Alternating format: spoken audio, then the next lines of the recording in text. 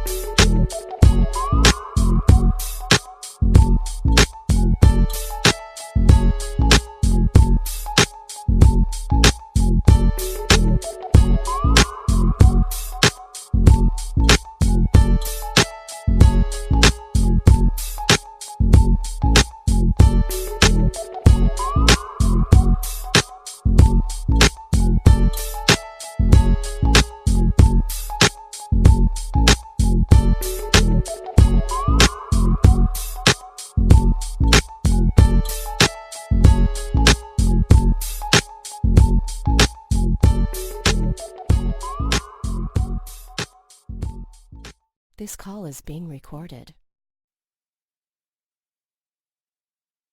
Okay, now I'm going to do a small reading on gang stalking, and we're looking to move into stalking technology and how phones are hacked, electronic devices, computers, people's emails have been tampered with. Basically, anything in the digital world has been manipulated and been tampered with by these sort of by these stalking networks, right? These people who are basically paid to mess with people. I mean, that's basically the crust of it. But okay, gang stalking is an umbrella term describing a series of techniques utilized by a group to instill mental instability within a victim with the intent to discredit, sabotage, harass, extort, and even drive the victim to suicide. A victim of gang stalking can have their reputation, credibility, careers, relationships, and entire life put into ruins. Techniques such as mind games, perception manipulation, organized stalking, covert harassment, constant surveillance, and possibly electronic harassment are used to push a victim to mental instability. Proving one's targeting can be very challenging, and there is very little law enforcement support, which allows gang stalking to be extremely effective. Okay, the reading's finished. How accurate do you feel that reading was pertaining to gang stalking? I feel it's fairly accurate because some people experience like under that umbrella for gang stalking, and some people experience half of it or parts of it, but it's still gang stalking. And yeah, the end goal is to either have us in institutions, in jail, or commit suicide. So I feel it's fairly accurate. Right, right, or push somebody possibly to kill somebody else, you know. Absolutely. Yeah. Well, I just want to comment a little bit further on the reading. When we say mind games, you know, that gets involved with mimicking things like how you go and you talk to somebody. They will get people who look like that person throughout the day to follow you around, and it won't even be the person, or it most of the times they will include the person in the mimicking anyway. They will contact that person, provide that person with a disinformational story about the target. Then they will finance them to follow the target around, sometime multiple times a day, which is organized, which is stalking. But then they will have other people who look like that person follow the target around as well. So that's a distortion of that's mind games, and that's a perception manipulation. They're manipulating the person's reality. And doesn't gaslighting fit in that category too? Oh yeah, definitely. Perception manipulation, yeah, gaslighting. Somebody can leave their house and walk down the street in broad daylight, and oftentimes a community watch group will be issuing out, gang stalking to the individual, and it will be networked for all the neighbors to turn their lights on in broad daylight outside their house just to mess with the person's mind. And they may be telling those people they're doing it for some other reason, but the fact is, most of the people involved with it pretty much get the gist that it's there to mess with the person that they're targeting. I think it's obvious to most people their only position is to damage somebody. That's all they're there for, is to damage and hurt this person, hurt their mind. And so yeah, gaslighting falls into that. And then the technique of brightening, where an individual goes out into the community or travels across state or country, and they're followed by cars who have their lights on in broad daylight all day long, 24/7, 7 days a week, around 30 days a month, 365 days a year. You got to imagine that does change somebody's perception of reality, right? You've gone through this. How do you feel? To that, to where, and I wanted to know what your knowledge is on this. Some people say, well, most modern cars, the daytime lights run all day long. What do you say to that? Well, what I say to it is, okay, but do the parking lights come on automatically? Do the emergency lights come on automatically? Do the fog lights come on automatically? Huh? And the fog lights? Yeah, the fog lights, no. The brake lights do not come on automatic. The emergency lights don't come on. The brake lights don't come on. The fog lights don't come on automatically. These are also, manually done. A lot of cars will have one headlight on it to begin with, and that'll be set up. That'll be pre-planned. Some cars, the headlights do naturally come on in the daytime, but before I started getting gang stalked, I never paid attention to cars with headlights on. And if you're walking down the street and 8 out of 10 cars have their lights on and they're following you, there's something wrong. And we're not just talking about modern cars. We're talking about like old cars from like the 80s and 70s and before that, up to the 90s, mopeds with one light on. People will actually go as far to manipulate objects such as flashlights. There has been gang stalking assignments where people will use flashlights in broad daylight. Any element of light, any element that's projecting light will be used. And, any sort of object or anything like a car or whatever will be used. Motorcycle lights. I've seen a lot of motorcycles who they do not come on automatically. They're manually turned on, and they use the brightening tactic. I've even seen planes. Now this may go over most people's heads, but I live near an airport, and I have literally seen airplanes buzzing above me during the daytime with their lights on in broad daylight. And I've never in my life, and Rachel, I'm not exaggerating. I'm 30. I'm about to be 33 years old, and I started seeing this 2 summers ago, and I had never before seen airplanes with their brights on in broad daylight. I never in my life saw that. Never. When I started, yeah, when I started 2 summers ago, I remember seeing airplanes, big commercial planes and smaller planes, purposely buzzing around with their brights on in broad daylight, and I had never seen that before. And that was pretty intimidating to see something like that. Very deep psychological stuff. But, you know, I film cars all the time doing it. Like, I'll see U-Haul trucks next to post office trucks, next to, you know, I've seen police do it a lot. I've seen drug dealers do it a lot. I've seen, you know what I mean? I go over into some neighborhoods, you know, where it's kind of scandalous, and I see all of them participating in it. And, you know, there's just some people who I know would not drive with their headlights on unless they were asked to. And so I've seen it a lot. I've seen the gang stalking network this a lot. And then at nighttime, when everyone's lights should be on, is it they have their brights on? Yeah, well, they'll also blink the lights at you. And I've had people blink lights at me in broad daylight, and I've had people blink their lights at me at night. I've seen semi trucks do it where they will blink their lights on me in broad daylight, like big, huge trucks, you know, where you know they don't come on automatically, and they will do that at night a lot and in the daytime a lot. And they play games with you at night. And I want to go back to the brightening. Not only will you have people following you in cars with their brights on, but you will also have psychological mind games being played, because this is when the color coding comes in the picture. They will use cars with certain colors, then they'll have another car follow that car from behind, or that car, you know, have somebody in it with a certain colored shirt. So the color stalking is heavily involved with the brightening. So not only does a target of gang stalking get followed by cars with their headlights on all day, but the people in the cars are specifically wearing certain color shirts, and they're in league going down the street with certain color cars behind them and in front of them. Then they will actually mimic you by having certain individuals that you know or look like people that you know driving the cars or in the cars. So you're getting brightening, color stalking, mimicking, like you're getting, you know what I mean? It's like they give it to you in like a whole package deal sometimes.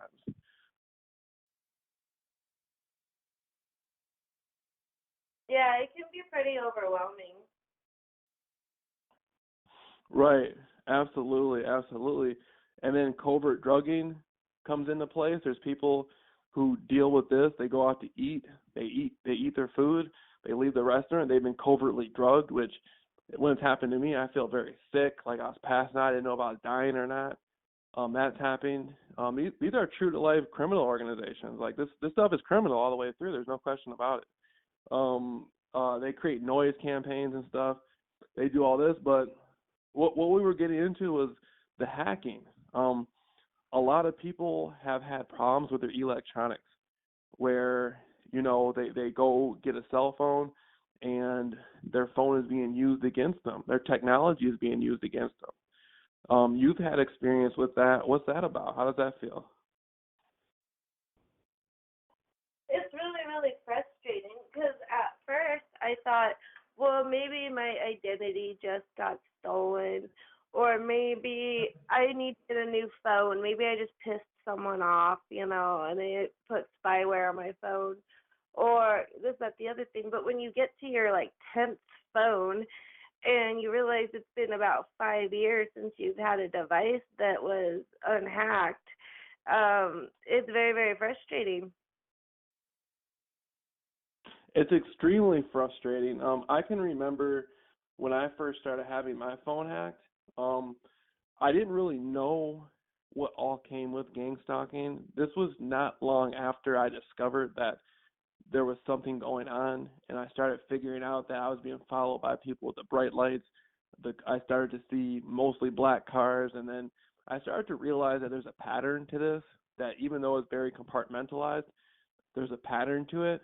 And this is at a point to where my phone began to get messed with. There was a woman I was going to visit. I was walking over to her place, and I was texting her, and she was like giving me her address and where to go, right? And so I'm all excited and stuff, and then I start typing on my phone, like texting her, and however they're doing this, I'm not sure, but they're messing it up. So as I'm texting, they're hitting buttons. This was like a Verizon Razor phone touchscreen. So I'm touching the buttons, typing, and then they're using the technology where it's like they have a clone of my phone somewhere, and they can mess with my phone, so it makes it look like I'm typing certain buttons, but I'm not touching the screen, and they're typing it. Then they can make the screen shake. Hey, does that sound familiar at all? Oh yeah, that happens to me too. Or they go in and mess with my autocorrect settings. So, I'm used to hitting the space bar between each word, and then they disable the space bar to auto space. So, it affects my whole rhythm. And then, yeah, I've also experienced them trying to type something at the same time I'm trying to type something. Absolutely, absolutely, and that is very frustrating. And people have to remember that, every asset of the person's life is being invaded. Not only are they being stalked by people on the streets who oftentimes, especially for the women, such as yourself, Rachel, is very intimidating to have strange men following you everywhere. And oftentimes these men carry themselves like they have intentions to harm you. So you don't know if you're going And to I get want beat to up. throw one thing out there to people as that goes along with this. If you turn, everyone recommends you turn your location off on your phone, right? But be Right. sure to check back on it after you turn it off, because they do turn it back on. You'll think it's off, and sure enough, 15 minutes after you turned it off, they turn it right back on. So keep an eye on that, guys. Yeah, absolutely, absolutely. They can turn it back on. And I want to stress the point that, a lot of times women, and 70% of the people being gang stalked are women, they're being followed around by shady characters, guys who look like they may going to beat them up or rape them or steal their purse or run away or something. And it's usually unsafe experience for a woman. And then you have this weird thing with the color stalking, people creating unnecessary noise. They may be getting drugged, electronic weapons, gaslighting, street theater, which we need to get into that too, because the public really doesn't understand anything about street theater. But then now their phones are being hacked. So people are being bombarded in every aspect of their life, and their friends are being approached and asked to participate in this in various ways. Their neighbors are participating in it. Their families participating in it. Their coworkers are participating in it.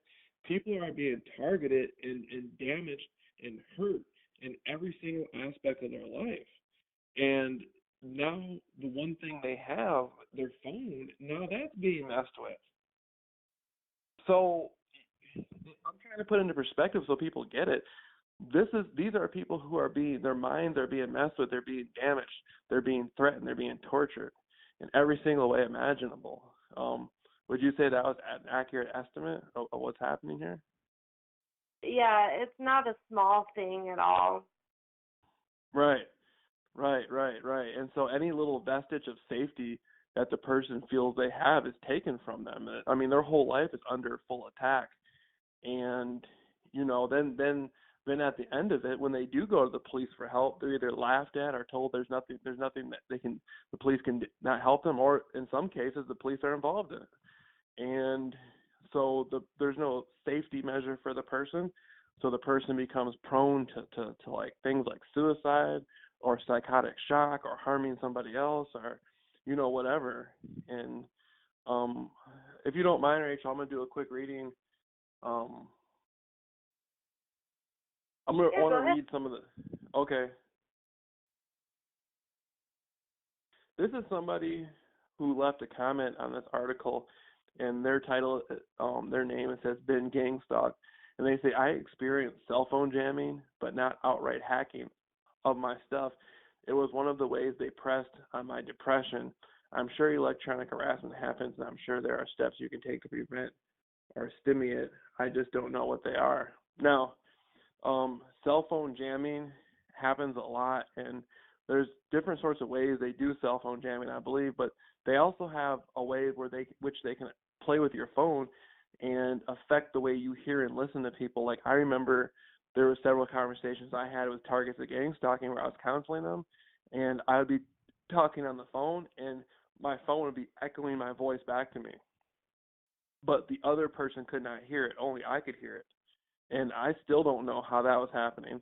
And then vice versa, I'd be talking on the phone with people, their voice would be echoed to them, but I wouldn't hear it. And I knew they were telling the truth because it already happened to me. I've experienced something like that, but even a step further, I've had my calls intercepted, and the person who's supposed to be on the other end is not who I think they are. Like, I once had someone impersonate my fiance and my kid, so I think I'm talking to my family, and I'm not. That's the spooky part. That is really spooky. I have not heard anybody say that. You mean you spoke on the phone with somebody who was impersonating somebody you know? Especially your Yeah, husband? quite a few times actually. Or like I try to call like the DSHS, helpline to check on my Obama phone because obviously I don't get any mail that I'm supposed to get, right? So yeah, I go to check in on my Obama phone and it's like some dude just pretending to work there. Because I was sitting down, I was trying to eat my salad at dinner time, but I'm trying not to crunch, while I'm talking to him. And it seemed like every time I would put, the fork up to my mouth, he'd ask me my address again for like the 15th time. But then, like, I'm sitting there waiting patiently for him to ask his next question, and he's not asking anything. It's like he's live in the room with me and knows what I'm doing. And of course, like, I'd call back the next day, ask for this dude, and he doesn't exist there. So obviously, I wasn't talking to anyone at an actual DSHS office. Yeah, I remember I was on a phone call. I had a website up regarding gang stalking, matter of fact, and I was talking to the guy, one of the guys who worked at the company I was getting web space from, and he kept coughing at specific times. Like, and I could tell by the way he was coughing it wasn't a fake cough. But Yeah, that pisses that me was, off. I hate the fake coughs. I hate those. yeah, yeah, that's something people actually mention a lot. Is people always ask me, "Don't you hate it when they cough?" And it's That little was the stuff like very, very, very, very, very first gang stalking thing that happened to me. It was the cops. Like people, I swear, were literally in the bushes around my house coughing at inopportune times. right, absolutely. I want to bring up too that a lot of people know, a lot of people are being threatened, they're being terrified. They're just downright being terrorized, and they know that their phone calls are being listened to. And I've talked to a lot of people who knew that the people who were terrorizing them were listening to their phone call, and they were afraid to talk on their phone about what was going on out of retribution. I mean, they're already being terrorized, and now they believe if they talk about the terrorism that's happening to them, they're going to be further terrorized. Would you say there's a lot of paranoia that people have about talking freely on their phone, especially about the terrorism that's happening to them?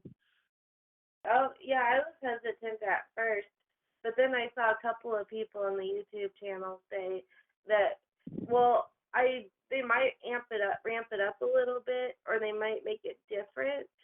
But if you've been on the border of killing yourself or hurting someone else or, having a psychotic break, or if you've been on the edge of any of those types of things, it can't get any worse than that. So if you've already been there, then that's the worst it's going to get. And since I started speaking out, they do they've ramped up the gang stalking a little bit, but it's nothing to the point where I thought it would be. Right, right. And Rachel, I really got to commend you for that. I mean, you've only known about it for a week and a half, and you've been a trailblazer since then. I think we sat down a few days ago, about a week ago, and we decided that we would do a sponsorship type situation where I would sponsor you, like bringing you into what I'm doing. I'm teaching you. Of course, you're teaching me. I've learned a lot from you in the last week. And it seems like every other day you've been stepping it up more and more and more and growing. And you're the fastest moving target of gang stalking I've ever dealt with, and it's like now you're even coming out here now to meet with me, and we're both going to be getting gang stalked in person, doing educational courses on it, laying that down for people. And, I just got to commend you on that. And you have put fear in the back seat, so to speak. And for most women, that's really hard to do. And I think I told you earlier, it's like the women are becoming the men, and the men are becoming the women. Most of the men act like women. They're in way more fear, and it seems like the women have been stepping up a lot more. You know? Yeah. Well, when you don't have much to lose, like, it doesn't seem that scary. Right. Absolutely. I'm gonna do a short reading, if that's okay with you, Rachel, about gang stalking. I mean, about the cell phone hacking. Sure. Okay, now the title of this article is "How Does a Criminal Hack a Cell Phone?" And I want to make one point here. Usually, when we talk about criminals, usually when somebody says a criminal, somebody's thinking about somebody who's going to steal your car stereo, or somebody who's selling drugs, or somebody who's going to go out and shoot somebody because they don't like them or something. We can never forget that people like Pol Pot, the leader of the Khmer Rouge in Cambodia, who slaughtered millions of people, was a criminal. Adolf Hitler was a criminal. Adolf Hitler went to the penitentiary for 9 months, and he wrote his book Mein Kampf, and came out of the penitentiary and created a cult and took over the whole continent. Straight criminal. Joseph Stalin, straight criminal. Idi Amin of Uganda, straight criminal. Castro. These people, just because people appear to be in positions of law and authority, does not mean that they're not criminals. So a lot of times people get the misconception of leaders and misleaders and what a criminal actually is. And so, why people are worried about some guy on the corner selling drugs, there's people out there systematically stalking people and drugging their food and using electronic weapons on them, creating gigantic disinformation stories, messing with their minds, neuro-linguistic programming and stuff. I mean, these are heinous criminal acts. And so I just want to say that right there. So when people say criminal, they don't really get the gist of it. But now, stalking technology and hacking technology is utilized by these networks immensely.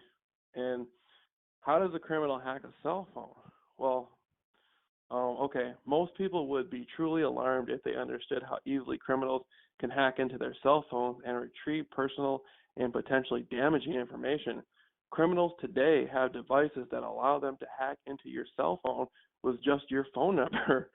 In fact, with this technology, they can also listen to your calls, read your emails, text message, access your photos, and any other information you store on your phone. They can even retrieve your password to your online bank account. Now, I know for me, through gang stalking, I would be calling people on the phone, talking to them, and, the street terrorist would be listening to my phone call, and then they would go out and hire people. They would either hire the people I was talking to on the phone sometimes, or they would hire people who looked like those people to stalk me the next day. And so these people are reading my text messages, listening to my phone calls, all this stuff. How do you feel about that? The reading. I've heard about that. I've heard it's very, very easy to hack a cell phone. And that's why, like, people do not let your cell phones out of your sight because, like JAMEEL said, there is hackware out there that you just need the phone number. That's all you need.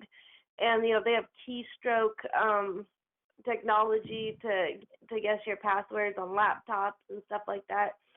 And, they do. They do even have access to your photos because I've had my photos edited. Like, they've colored my face in red. They've drawn a dagger going into my eyeball. They've, like, put suggestive sexual, like, silhouettes and, like, the shadows are on the reflection of my glasses. I guess they have fun with it. Right, absolutely. Now, it's almost like, these stalking networks, they make The Godfather look like Sanford and Son almost. When we talk about the technology that's being utilized, what I want to ask you. Ridiculous stuff. I'm like, ooh, someone drew a dick on my face. You know what I mean? It's like 13-year-old prankster stuff almost sometimes. Right, right, absolutely, absolutely. Now, one of the questions I had for you is there is stalking technology, and there are these hackers and these people who can utilize this stuff, right? And as we go into the digital age, there's going to be more criminal activity in the digital age online. And what do you think about the idea of some of these people perhaps being at our own cell phone companies? Maybe sometimes this is being networked from our own phone company, where the people we're financing, phone space from, these phone, our phone bill from, paying our phone bill to.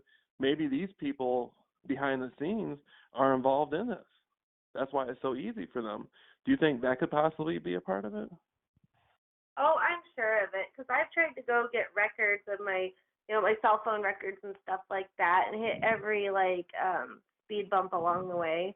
Of course, there's people there that are in on it. They probably tell people to go get jobs there just so they can be in on it, Right. Okay, fair enough. Very, very good point. Okay, now encrypt your calls and messages, preventing hackers, competitors, and others from accessing them.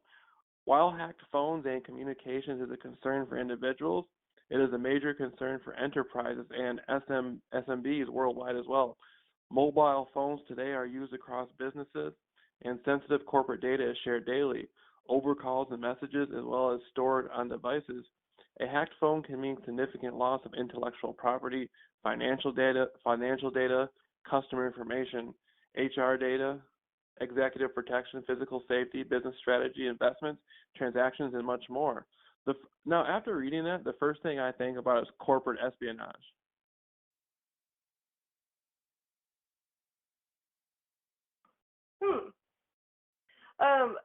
I'm not quite familiar with that. What is that? Well, corporate espionage. If one corporation or somebody within a corporation wants to know what's going on in another sector of the corporation, or of course one corporation wants to know what a different corporation is doing, hacking their competitor's phone, learning about what types of business deals they're in, wanting to see what they're going to be putting out in the market soon. One corporation spying on another corporation, their business transactions, their deals, corporate espionage. That's kind of what this reminds me of. Oh, yeah, absolutely. And I think we can, in my personal opinion, and this may just rain on everyone's parade, but this is the way I see it. If you're being surveillanced 24/7, it doesn't matter what preventatives you put on your phone. If you're being surveillanced, they can see what you're typing into your phone. They can see your passwords. That's what I realized, that changing my password and all that doesn't even matter. So I'm hoping one of those tech-savvy TIs out there will figure something out to kind of combat this. Yeah. And, a lot of things, and we can't forget, not only are our own phones being hacked into, but, the networking and gang stalking is being used. Community neighborhood watch programs use community watch apps on their phone to alert other people in the neighborhood.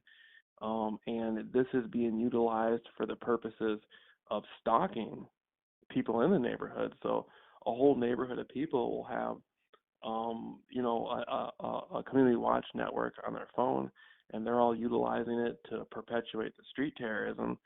And that's a big thing that's going on right now. So I just wanted to bring that up. It's as our technology is being hacked and we're being messed with and, we're being targeted, other people are using technology to further target us in many other ways. Sorry, that just reminded me. I think I missed the second half of what you said, because I just had my roommate go check the mail for me, because I tried to get on one of those neighborhood watch sites and to kind of peek in there, because they are being used to stalk people in the ensure whatever safety. And hold on one second. Aha, I got my postcard. So they sent me a postcard right now. I just got it. Giving me some sort of verification code to go on this neighborhood watch today because I saw on someone's YouTube channel, they said to go in there and kind of poke around and see what's going on and see if you can figure anything out before, the cat gets let out of the bag that you're in the neighborhood watch group poking around. Yeah, that's really cool.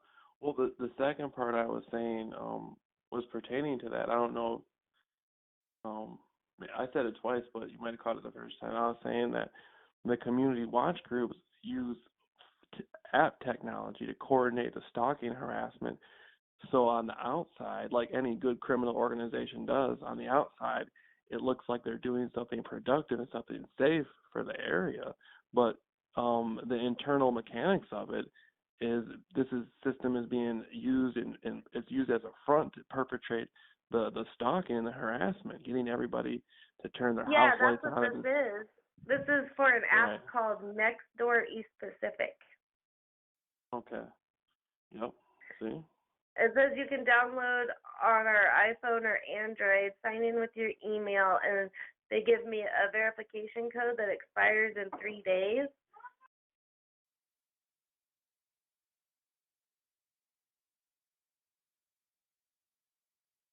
And so are you going to sign up and see what they're doing?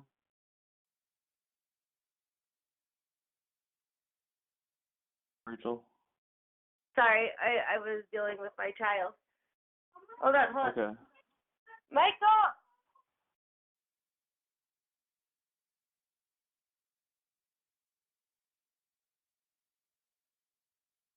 Okay, sorry about that.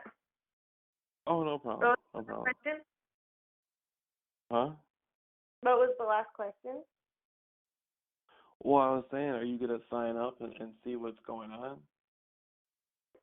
Yeah, I'm going to go on there and see if I see anything suspicious before I get flagged as suspicious. No, I've seen people, I live in an area where I've been viciously and repeatedly stalked by people in the area through things like this. But I've noticed that I'm not the only one. I met one other person that lives actually in the same city as me. He didn't even know what gang stalking was. He got a pamphlet in the mail that talked about a neighborhood watch group, and he felt it was silly. He put it on Facebook. Then he started getting stalked by his neighbors, doing brightening, following him everywhere he went. Even when he left the neighborhood, he had people following him around, and they were all wearing green shirts, and he said he didn't understand it. He didn't know what was happening, and I alerted him, and I briefed him on what gang stalking was, and I gave him some level of foundation of education on the street terrorism, how it works, and he was able to gain some insight. There was a woman in the area that actually lived like on a street, a street I can see from my house, and she ended up getting put away in a psychiatric ward. She actually came to my home, and I wasn't here, but she spoke to somebody who was here, and she said that some of my neighbors had there was a thing going on where she was supposed to watch my driveway, so to speak, and make sure certain cars were not here, but it didn't make sense because nobody else lived here based on the description of the car she gave. So I guess her job was to watch my driveway. And then the woman started saying how she was being stalked and followed around by people. And then I guess the cops showed up and said something about the woman was delusional, and I mean, maybe they believed the woman was delusional, who knows?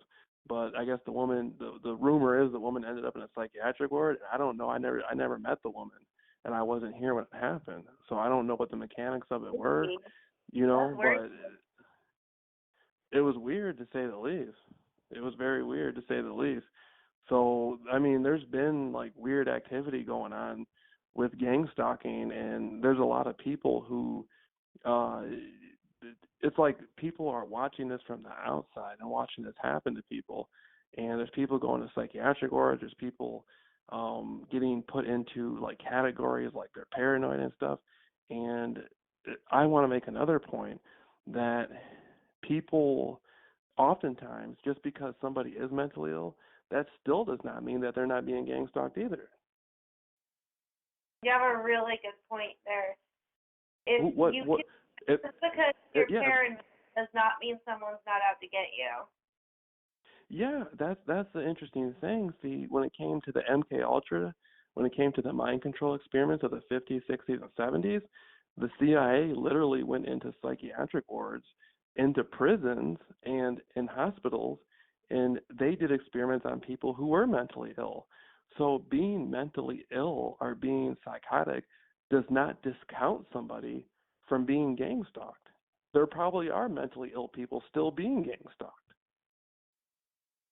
And I really feel for them because we already question our reality as it is. And they're kind of getting a double whammy because not only is their own mind playing tricks on them, but other people are playing tricks on their mind as well. So it must be very hard to differentiate. But I'm sure they can overcome it, with the right coping mechanisms and education too.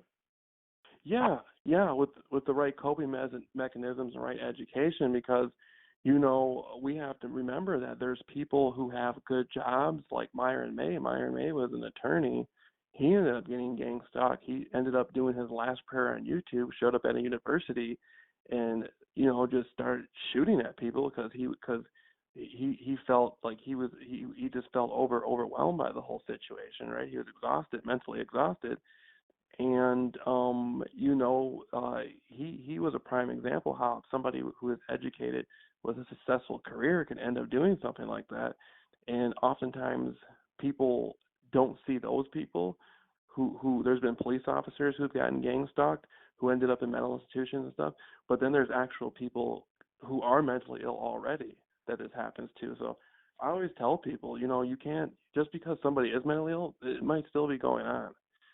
Somebody might be on drugs, they might be a crack cocaine smoker, or they may be smoking, they may be on something, a psychedelic. That doesn't mean they're still not being gang stalked. This is happening all over the world, and there's thousands of people on YouTube describing their experience of it.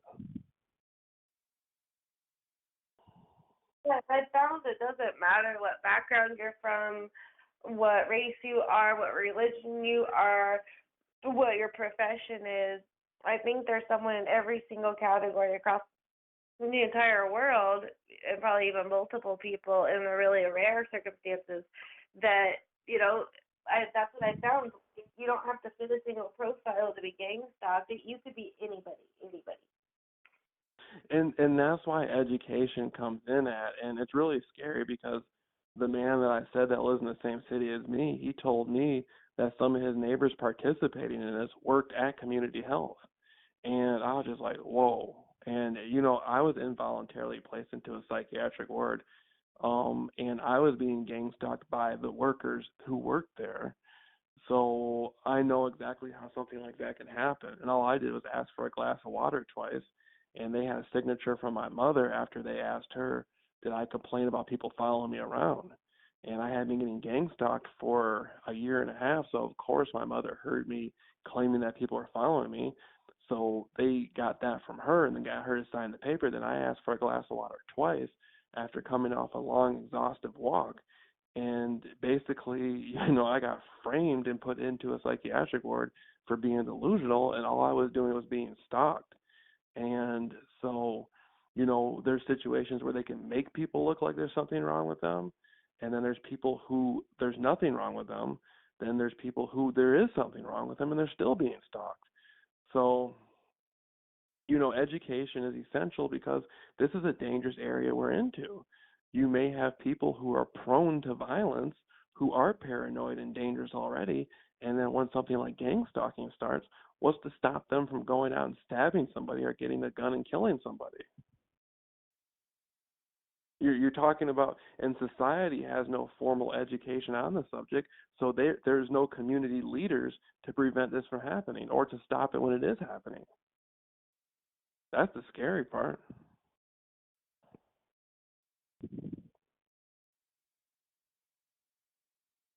Rachel? Sorry, I was my baby daddy ain't doing his job. No, I'm just kidding. The fireworks are going off, so I was just making sure that he's out there. Right. Okay. I was just checking. I was just checking to make sure you're still there. It is coming out of July 4th, and so it's a very exciting night, and the fireworks are going. And you are with your son, so I can imagine there is a sight to see out there. I was just making sure you were still on the line. Yeah, you got me for 8 more minutes before I gotta go watch some fireworks. Okay, that's fine. But I want to wrap it up on that concept. We're getting into phone hacking. We're getting into these different sorts of things happening. And so, what do you think is what is to be said for somebody? People have different mental capacities, and different people have different ways of reacting to stuff. Not everybody is going to create an educational course like me and you. Not everybody is going to build a wealth of experience and begin counseling people. Not everybody has the drive to go out and test the waters and create a strategy for dealing with this. Both me and you have done this, and you've been doing it in a very short amount of time. What's to be said for the people out there that are vulnerable, that have no education, their family members are a part of it, or have no education on it, there's no protection? What is to become of these people at risk? What is to become of them? Yeah, Well, they're going to end up in an institution or hurting themselves or others. right. They're going to end up in an institution, or they're going to hurt themselves or others, or maybe just stay isolated in their room, and staring off into space every day. But what do you see coming in the future? Me and you are going to meet up together. We're providing a space for people to come and learn, a 3-week course. We're providing a space for people to get the counseling they need. We're providing a space for people to get the education and the insight. And this may be a thing where people will feel help. People will feel gratitude, like, thank God now I have somewhere that I can send my friend or my son or my father or my mother or my sister. Now there's people that they know will have some insight into the issue. Is that something you see coming in the future? People who are not being gang stalked, seeing an opportunity in the courses that we're putting down for people? Oh, yeah, absolutely. Right. So, that's very exciting and very interesting. I just wanted to leave it off on that note. We can close down now. I just wanted to make sure that people really realized the vulnerability that people are having out there, and that this isn't some funny thing that's happening to people in the public who don't understand this. This isn't some funny thing. There's people who are actually very vulnerable and susceptible to complete disaster. I mean, somebody might go get their head blown off tonight over gang stalking. Somebody may be getting gang stalked somewhere right now, and they're going to blow somebody's face off, and everybody's just sitting back letting that happen. They allow these things to happen by not getting involved in the remedy. Yeah, my advice and what I hope these YouTubes are doing for people is getting with people to reach out, give Jamal a call, send him an email, leave a comment, anything, because he will get back to you. I'm not sure, I haven't reached out to any of the other people on the YouTube channels or any other support groups because I'm not aware of any out there for us. But I know if you call or email Jameel, he will get back to you in a very, very timely manner. So reach out if you're having any kind of issues or anything or just need to talk. Right. Thank you so much, Rachel. They know I will get back to them, and we will get back to them.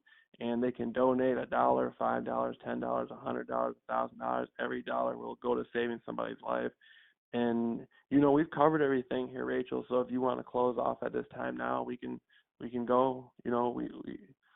We did the Independence Day interview earlier, and now where you're at, it's still the 4th of July. Where I'm at, it's actually July 5th because it's approaching 1 o'clock. So that's cool. You're still on 4th of July, and I'm over 4th. So we got two different. That's really cool. we're still this we're on two different timelines with it. Yeah, so what I'm going to do here is I'll go ahead and shoot you a text here in about a half hour and see what's going on. Okay, that sounds wonderful, Rachel. Thank you so much, and I'll talk to you soon. Okay, thank you for having me on. Yep, good night. Talk to you later.